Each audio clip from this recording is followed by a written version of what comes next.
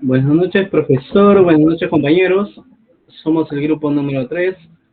Los integrantes a continuación son Ken Paul Howard Yaro, Carla Teresa Gutiérrez Martínez, Jessica Noelia Ladines López, María Teresa Cruzado de Benítez y quien habla, Luis Miguel Porras Romero.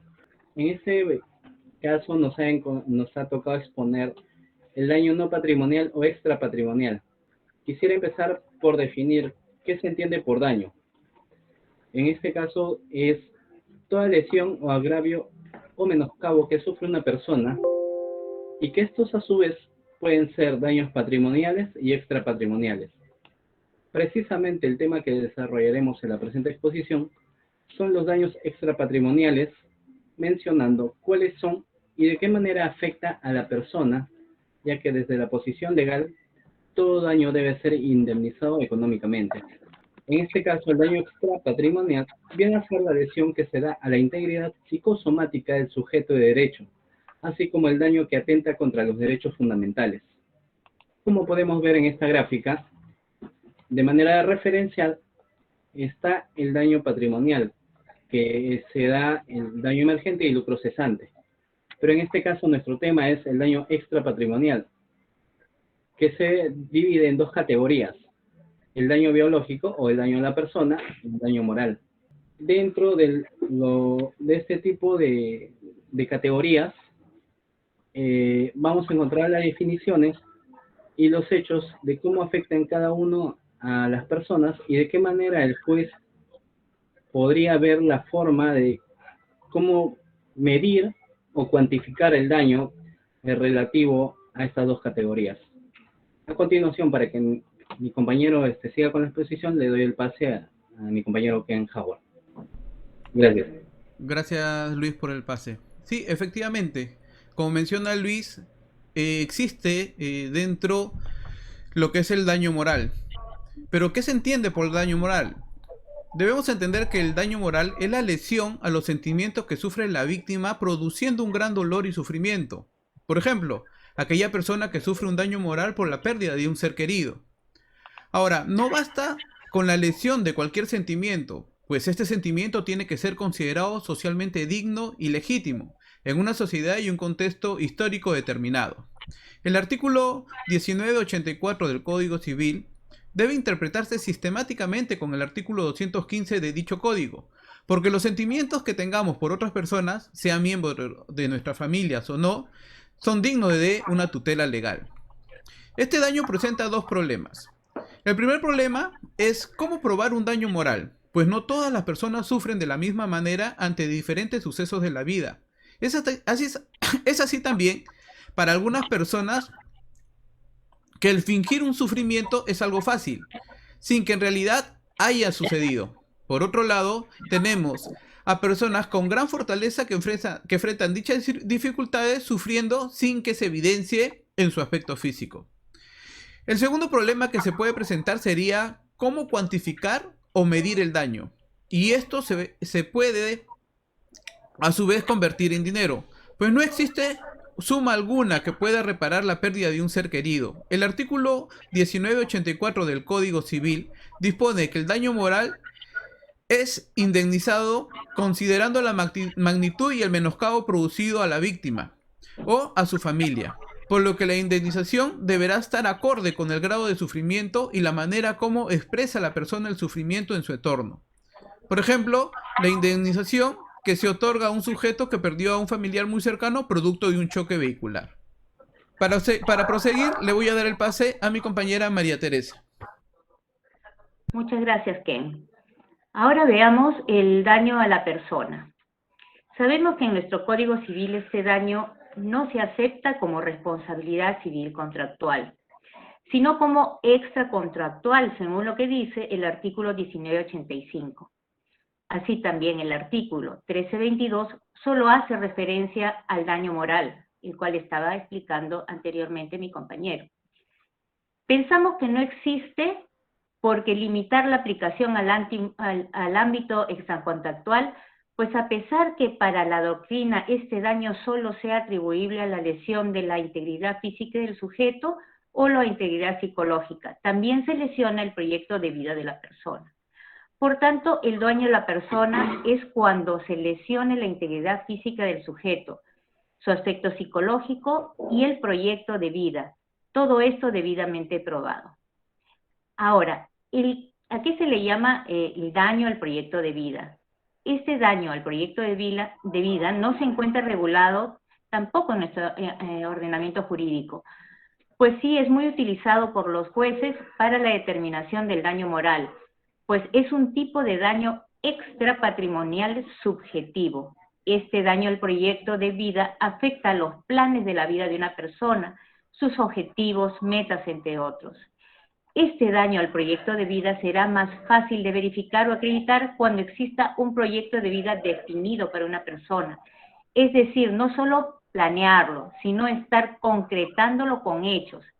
Un ejemplo de ello es, ¿no? Si uno planea ser médico, se tiene que acreditar con el hecho de que soy un estudiante de la Escuela de Medicina en una universidad e incluso que ocupo los primeros puestos de mi promoción, con lo cual evidentemente acreditaré que ya no solo son planes, sino que está en camino a concretarse.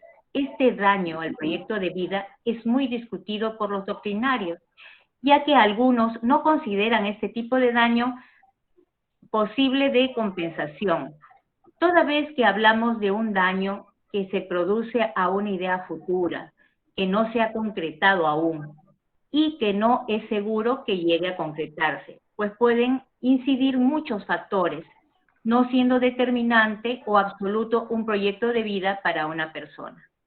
Ahora le doy el pase a mi compañera Noelia. Gracias, compañera María Teresa. Continuando con la exposición, voy a mencionar acerca del derecho comparado. Actualmente surge la idea más fuerte de que el daño moral debe ser reparado habiendo algunos países incorporado la figura del daño moral de forma más detallada en el Código Civil. Tenemos como por ejemplo Venezuela, artículo 1196. La obligación de reparación se extiende a todo daño material o moral causado por el acto ilícito. El juez puede, especialmente, acordar una indemnización a la víctima en caso de lesión corporal, de antemano a su honor, a su reputación o a los de su familia, a su libertad personal, como también en el caso de violación de su domicilio o de un secreto concerniente a la parte lesionada. En México, el artículo 1916, independientemente de los daños y perjuicios, el juez puede acordar en favor a la víctima de un hecho ilícito o de su familia. En aquella muerte, una indemnización equitativa a título de reparación moral que pagará el responsable del hecho.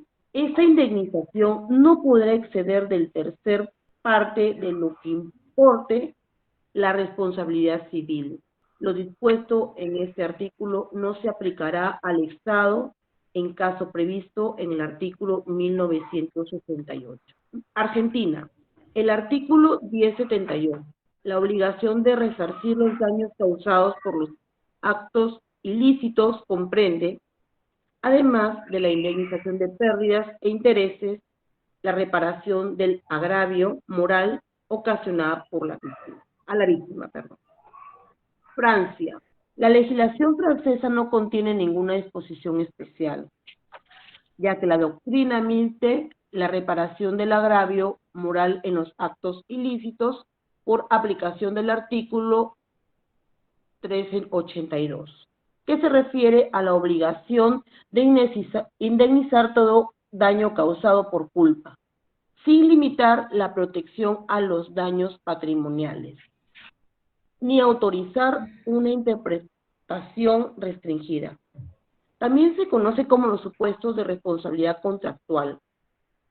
El criterio favorable a la admisión no solo ha determinado las decisiones de los tribunales, sino que también ha llegado a tener acogida a los fallos del Consejo.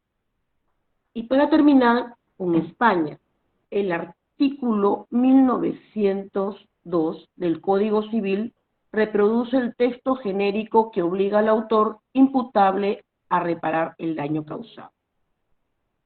La jurisprudencia ha podido entender y mantener la interpretación de que queda incluida en la reparación del daño moral. Le doy el pase a mi compañera Carlita. Muchas gracias, Noelia. Bueno, a manera de conclusión, si bien sabemos en nuestra legislación no existen tablas o baremos de cuantificación que nos permitan establecer un quantum indemnizatorio, ¿no? En lo que es el daño moral. Por ejemplo, el daño moral tiene diferentes criterios de cuantificación, inclusive cuando estos no resulten suficientes. Se puede recurrir, por ejemplo, a unas tablas que permitan establecer los parámetros indemnizatorios que permitan a los jueces, pues, utilizar el criterio equitativo para poder aumentar el resarcimiento de los daños extrapatrimoniales. En el Perú, si bien es cierto, existe un sistema de tablas, como lo señala el doctrinario Espinosa, denominándolo un método tabular que emplea el reglamento en materia de accidentes de tránsito, en que se encuentra establecido en el artículo 29 del Decreto Supremo 036-2001, ¿no? Que es un reglamento nacional de responsabilidad civil y de seguros obligatorios por accidentes de tránsito, que señala, ¿no?